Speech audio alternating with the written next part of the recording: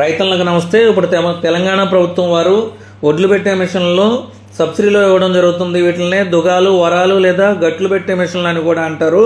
వీటిల్లో SC, ST మరియు women ఫార్మర్స్కు 50% subsidy ఇవ్వడం జరుగుతుంది. ఉమెన్ ఫార్మర్స్లో భర్త పేరు మీద ట్రాక్టర్ అలాగే భార్య పేరు మీద పొలం ఉన్నా సరే ఈ సబ్సిడీ వర్తిస్తుంది.